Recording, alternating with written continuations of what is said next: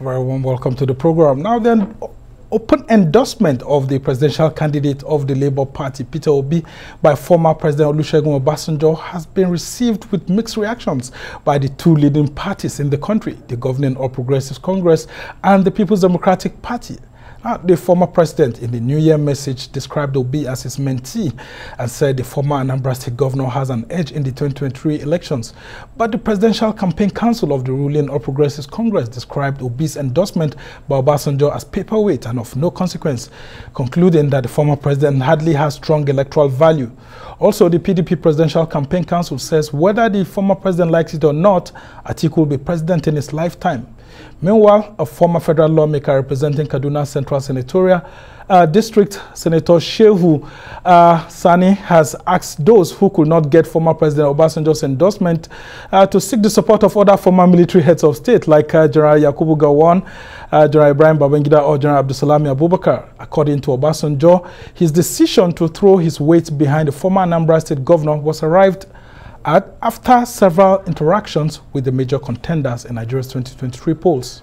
Now, how will the Obasanjo endorsement of the Labour Party and its presidential candidate Peter Obi affect the chances of other political parties like the governing APC, main opposition PDP, or even NMPP? Well, joining us now is the chieftain of the All Progressives Congress, Osita Okechukwu. He's also the Director General of the Voice of Nigeria, and he has a critical understanding of Nigeria's democracy since 1999. So good to have you here.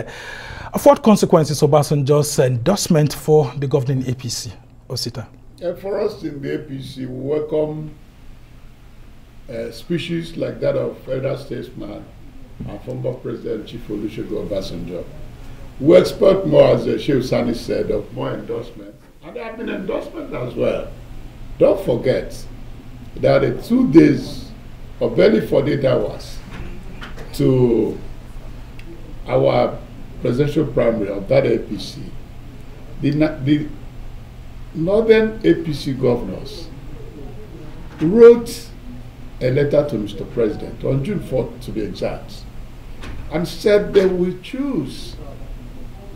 Yes, they are qualified to bid for the presidential candidature of the APC, but for equity, justice, and fairness, that they would like to go south. And they fulfill that by queuing behind Asiwaju Bola Ahmed Tinubu. For me, that's the greatest endorsement. Obasanjo's endorsement, Obasanjo, I have great respect for him. His endorsement will have to separate it into 2 parts, the messenger and the message. When you talk of the messenger, Obasanjo can claim that he did not provide the material conditions where we enter from fire to frying pan. The federal roads he left untouched. The rail scheme he pioneered, but never get it to fruition. The over 40 dams and acreages, hectares of farmland, to lead to the diversification of the economy that he left unattended to. We are what bogged down President Muhammadu Buhari, where he invested hugely, knowing fully well that to move forward in Nigeria, attend to a population of 200 and something million people, that he must not depend only on oil. I remember vividly with Alhaji Barabe Musa, then leading us in the Conference on Nigerian Political Parties. We met the then Minister of Finance, Okonjo Iweala. And Barabe, being an accountant, pleaded with him, please don't throw the $12.4 billion back to the West. Let us sit down and let them know that there are critical infrastructures that will enable us to meet the standard they want us to get to. The Nigeria of tomorrow, the greater Nigeria, the giant of Africa. That paying back this money will lead us further to more debts. And that's exactly what happened. Those are the things a lot of people forgot. So in all you're saying that Obasanjo cannot remove himself from all of this. Yeah, and I was actually surprised. Because he abandoned Sorry, let me just conclude on that. Yes. I was actually surprised that Obasanjo could actually pen that when in 2015 he endorsed President Muhammadu Buhari to be president. No, from 1999 when he got there, from the content of his letter, he's saying that yes, it should not be a Milokon, it should be like sort of our own turn as the youth and all of that. I'm coming to his message. It's going to come to that now. I just want to ask you that if Obasanjo endorsed Goodluck Jonathan, he came to power in 2010, and in 2011, and then in 2015 he endorsed President Muhammadu Buhari, and who came into power, and then in 2019 he endorsed Atiku Abubakar, who didn't come back to power. Should we focus on Obasanjo's endorsement at this point in time, or what is making the APC feel angered is the fact that Obasanjo seemed to have been prevaricating on issues that people could use against his own government then too? No, you're very correct. On one point, we'll talk about the messenger. But when we leave the messenger, the truth of the matter today is that the emergence of Obi that Obasanjo is endorsing is because President Muhammadu Buhari created the electoral material conditions in what I call the votes rigging vaccine. The youths that Obasanjo came to and that are massively behind Obi, what is the excitement? That we've done an election in an off-season election in Anambra and the APC lost. We did in Edo, we lost. We did in Ekiti, we won. We won in Ondo. And lastly, we lost in Osun, a very important state to the APC. That is a good credential President Muhammadu Buhari is going with. So it's not good to write off what he had done. On the message, I share some platitudes with the elder statesman. One, he said nobody is a saint. He didn't credit Obi as a saint, but he said there are silent points that Obi has over some of them. Who grew up with Obi, went to the same university with him. He had been a prudent person from birth. That if he wins tomorrow, I will be in opposition. What I will be attacking him is, please don't oversave our money. Okay, that's interesting. So I share some of those. But if you look at the message, if you look at, I share as well. I share as well. That will be. We'll continue where President Muhammadu Buhari stopped. What is it? He talked of. If you go through his manifesto, he talked that he will utilize the large swath of hectares in the north to produce more dollars by export production than even the oil. I shared that with Obasanjo. But for Obasanjo to sit down and write off all we've done, it is not fair. Because, if nothing else, President Muhammadu Buhari had created the material conditions. The Nigerian people are going to election in less than 50 days. I was with him on Friday. He re-emphasized that, Osita, anybody that tells you that I'm going to in any way use the federal might to pull off any stunts, I'm not going to do so. Okay, very interesting. At least that reassurance is coming from him once again. But let's talk about Obasanjo and who he is as a person. Is Obasanjo such a weighty person in Nigerian politics that all the major presidential contenders have had to visit him? And if he is, then why does it look like the APC is making him to look like someone who doesn't have enough political credentials, saying that he can't deliver his polling booth to Obi? Yet, Ebola Tinubu, the APC presidential candidate, had to visit him to seek his endorsement or support. No, I told you that there are two demarcations. One, the messenger. If you look at the message, it's a different ball game. Because he was honest enough to even quote the first prime minister of the country, Alhaji Tafawa Balewa, at the issue of cooperation, brotherhood. You cannot dispense with that. It remains germane today, whoever wins. But all I know is that we of the APC were in every polling unit of the country, which is about 177,000. We're not letting go. We're going to do our best. But for the endorsement, I will not criticize it outright. Rather will I criticize Obasanjo 100%. But those of us who are criticizing him, that he bogged us down. All the good plans we had for the Mambila hydropower plant, Obasanjo bogged it down. And how did he do that? You know, the World Bank said, if you want to privatize state-owned enterprises, please, please, make it transparent. Because when they talk about Nigerian rail line, there are those who sentimentally calls it their own. These are power plants. They call it their own. Symbolic, sentimental. But if you want to let go, in letting go the Mambila power plant, they gave it to an incompetent investor who is actually just like a rent seeker. Yeah, but you've had 7.5 years in government. How come you couldn't reverse all of that? Whenever somebody comes and there's an agreement, substituting agreement you inherit, you can run away. You cannot run away from that agreement. And the agreement we met was, I said so before, several in different fora. The agreement we made on the ground is that of a tenant's written agreement for the landlord. Now, with the landlord, we are querying such, and somebody is telling you to pay $1.something billion before you can take off with the Mambila. Is it so easy? In Ajokuta, the same thing happened.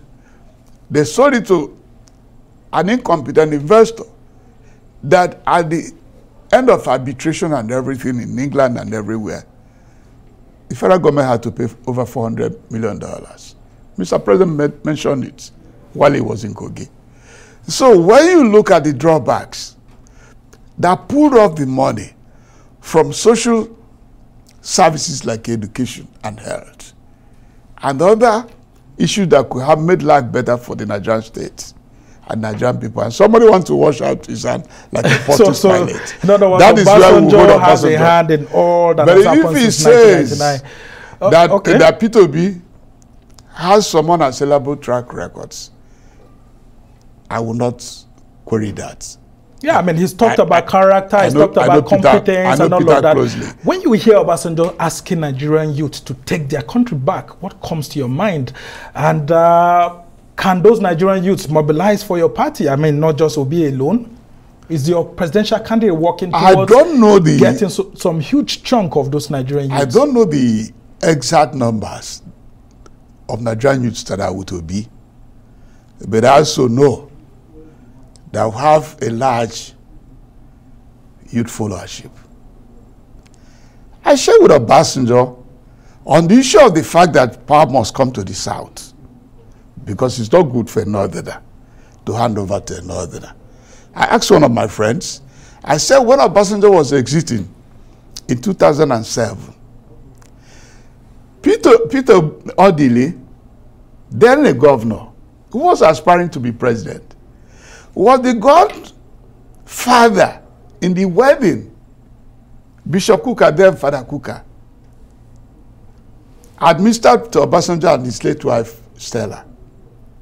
Obasanjo could have said, one like His Excellency Atiku Abubakar is doing today, it's like then if Obasanjo had said, oh, Peter Odili, he's so dear to me, let me hand over to him, he's my godfather in my wedding. Obasanjo said no, he went not.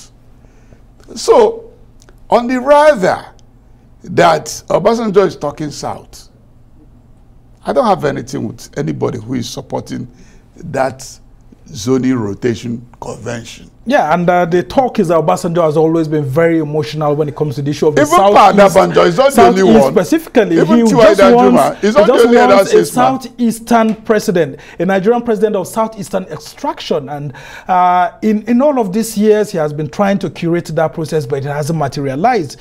Do we foresee that happening? I mean, when your APC is standing and insisting that, look, when it comes to the real power play, that there's no party that can edge it out of government. You can excuse us in the APC if we do so.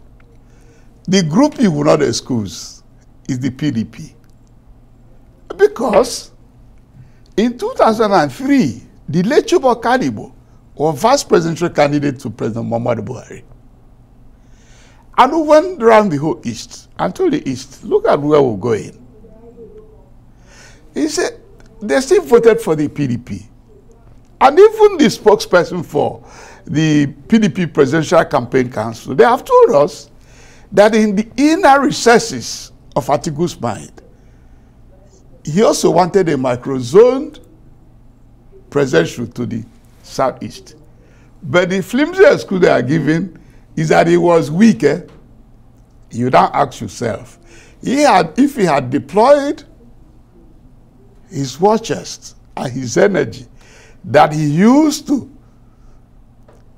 bring Senator Iyochayo, my friend Governor Tambua, on board in support of any other Southeasterner or P2B, who was his vice presidential candidate, wouldn't be where we are today. And PDP wouldn't be losing this election.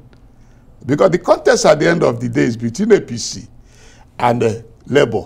Because the majority of the patriots, both of the North and the South, are saying so you don't think PDP, equity, you don't justice. think PDP is a factor in this election? No, that's they what are you not. are saying. I mean, they are not, because they are preaching. A lot of people will disagree with you. No, they that are the preaching PDP a convention. The PDP presidential candidate has convention. Okay. Sabo, please. In public domain, throughout history, especially in liberal democracy, there's the law on one hand, there's the convention.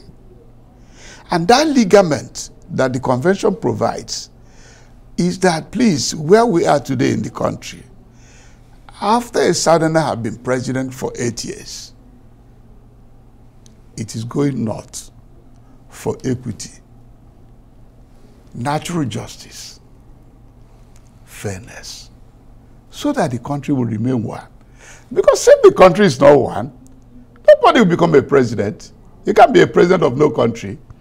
And for Nigeria to realize, a lot of the world, before Mandela died, the last he left us with is that if you people do not advance Nigeria to giant of Africa, Africa will not grow. Okay, there will be a problem. That is it. Let's take a look at why an Obasanjo would want to ditch his own kinsman. I mean, Asiwaju Bola Ahmed Tinubu, who happens to be the APC presidential candidate, and go for a Peter Obi from the southeast. I mean, if there's a consensus, I mean, based on his own thinking, that power should shift south, I mean, based on the politics that's ongoing, shouldn't it be, I mean, based on what some analysts are saying, that it's the strongest contender from the south that should have the backing of a former two-term president and then also a former military head of state?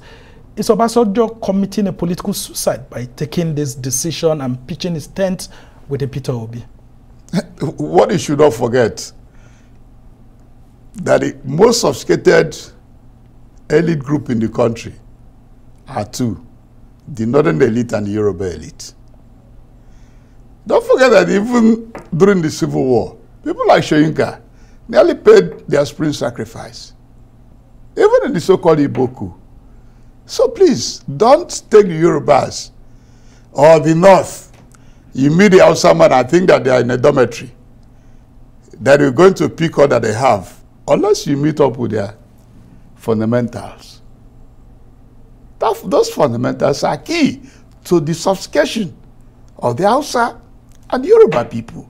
I'm not saying my people are not sophisticated, but we have our own tangential. I told you how we came in 2003 and told Igbo you are second in command. Look at the opportunity. In 2007, we came with Umezoke as running mate to President Muhammadu Buhari. If it was the Yorubas or the outside, they could have looked behind. So the sophistication, are you telling me that His Excellency Baguda Atiku, Malam Nasir El-Rufai, Masari, Ganduje, and the rest, they're not qualified to run for president when they decided and wrote it in a 2-page letter that the presidency must go south for brotherhood? Yeah, and they settled on Tinubu. That's exactly. And that's what I'm asking you. Why would and Obasanjo settle for Peter Obi, whose party is still burgeoning, is not so strong enough as some people will say, and who is trying all his best to mobilize resources. But you just look at it, I mean, some of the elites are playing hide and seek with him. And here you also have a Tinubu who is from the south, I mean, who is his kinsman. Why would Obasanjo take that risk? I mean, you're a politician, and I know that when you were in the opposition, then Muhammadu Buhari was contesting as a candidate, you had people, I mean, different northerners who were contesting, but you were always pitching your tent with Buhari because you saw the potential of a Buhari presidency in the future, which eventually came to pass in 2015. If you were within the circles, would you go for a Peter Obi rather than a Bola Tinubu? Please take your time and go through all the critiques against Obasanjo. You might not single out any of them, saying that he's not a patriot. All the criticisms against Obasanjo throughout his public service in Nigeria, it's just like President Muhammadu Buhari. You can say they're not patriots. For patriotism, Obasanjo must have considered what Padebanjo said. If you tell the Igbos, please don't secede, and they present a son of theirs to preside over the country, and who is qualified by any standard, is it fair? Especially when our brothers in Yoruba land had 8 good years presiding over the country in the Fourth Republic. We're not talking about 1960. Let us say about the Fourth Republic, 1999 to date, 8 years. About completing another 8 years as vice president.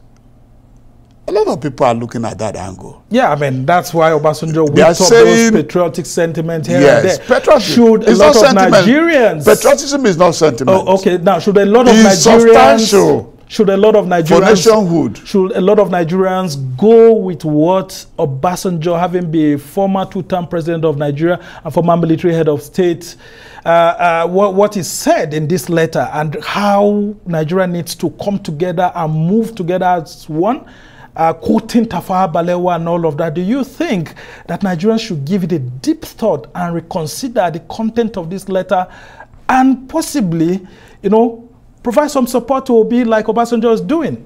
If I'm marking him as a teacher, I went to teacher training college, I would not give him less than 80%. So, as it stands right now, you are a chieftain of the All Progressives Congress, and here is someone who is also being accused by his kinsman as not wanting anybody to outshine him. Do you see it from that perspective that Obasanjo is taking this decision because he doesn't want anybody in the future to tower above him as a former Nigerian leader? Do you see from that perspective that it's out of envy that has made Obasanjo not to endorse a Tinubu who is almost inching closer to the presidency based on what their party, what I've explained to you in the nitty-gritties of party formation, that the advantage you have as APC is that we're in 177 polling units and we're doing our work to win the election. But on the message of President Obasanjo, that I will mark it 85%. Oh, and I mean from 80, it's now 85%. No, I said minimum of 80%. And I said, if you are talking about Obasanjo, that somebody want to outbid him in Yoruba land, Obasanjo is like Pele. The records of Pele is that he won 3 World Cup duel. Messi, Maradona, and the rest have not done 3. Obasanjo and President Muhammadu Buhari have ruled the country 2 times. I don't know how many years I still have left on earth, but I can bet you that no Nigerian in the next 50 or 100 years will preside over this country 2 times. So nobody can meet him on that. Very interesting perspectives there. Now, as we try to round up this conversation, there's that talk here and there that Obasanjo used to write in these letters, and then it's, I mean, if you have heard what Professor Bolaji Akinyemi had said, that Obasanjo should have just remained a statesman. He's bringing himself too much into the play court, and it shouldn't be that way. He has had his time and turn, and he should just remain quiet like the likes of Gawon, Babangida, and Abdul Salami. What do you make of such a Has statement? anybody said he didn't take a patriotic position? Well, I mean, from you know what you and I know that you know what Obasanjo decision did? by Obasanjo could actually cost him. Can I tell you what he did? Okay, he gave us a New Year menu. Some of us read this inside the night through the social media and even this full speech. And since then, we've been going here, going there. And we in the APC, we've also been strategic. That we have to also plan on the ground of the polling unit level how to organize our membership and win the election. But talking about it, anybody who criticized him, I read about 7 newspapers today. I listened to radios and television. I've not heard anybody saying his position is not patriotic. I have not. So, in other words, Nigerians should give it a heed. Well, let's talk about the implication of this move on the Labour Party now. How do you think that a lot of Nigerians will begin to see the Labour Party from this perspective? I mean, for a former president to have endorsed this new party, I mean, well, it hasn't really been new. It's always been there. But when Peter Obi moved in, it's giving it a different perspective. Aren't you in the governing APC afraid that, I mean, this party could just do you like what happened in Kenya, where an older party was just swept away and a president emerged? The same President Muhammadu Buhari that created the material conditions for the emergence of obedient group. I told them, whatever happens after the election, if Obi wins, the first president you should thank is Mr. President. Do you foresee an Obi winning? If Mr. President has said, as Obasanjo said in 2007, that this battle is a do or die battle, he won't hear about those youths. Those clamor for polling for PVC in INEC offices won't be there. So in other words, the APC has created the material conditions transpired after this election, transparent elections, should be credited to the APC. Okay. And to President Muhammadu Buhari. Well, you're beginning to sound like former President Goodluck Jonathan here, and I hope the APC is really doing its homework, because the PDP is there, and Atiku Abubakar says, look, I'm going to be president during the time of Olusegun Obasanjo. I know I was his vice president. He doesn't want to endorse me, but nonetheless, I'm winning this election. What do you make of that confidence? I don't know where it is coming from, because I know the North. I lived 28 years in the Southeast. I lived 34, going to 35 in the North. I've run around the North for 4 times with Mr. President for the election. The Buhari's 12 million food bank are not housed in a dormitory to be transferred to Atiku. I've heard my friend Daniel Buala saying here that Atiku is going to inherit or harvest. And that's because there's a talk of betrayal by some of your party members and leaders against your presidential candidates. Those are talks to match the weakest masquerader batters. You know, when you have an internal crisis, you want to also outsource it by perception that this other man also has problems. Who don't have? Well, there's been this talk that the talk is the fight that's going on between you and the G5 governors, that's sort of weeping sentiments in the North to favor the PDP presidential candidate. If this happens, how will the APC, I mean, go through this election? What is the relationship between the North and Buhari? And who had that before? Only Aminu Kano.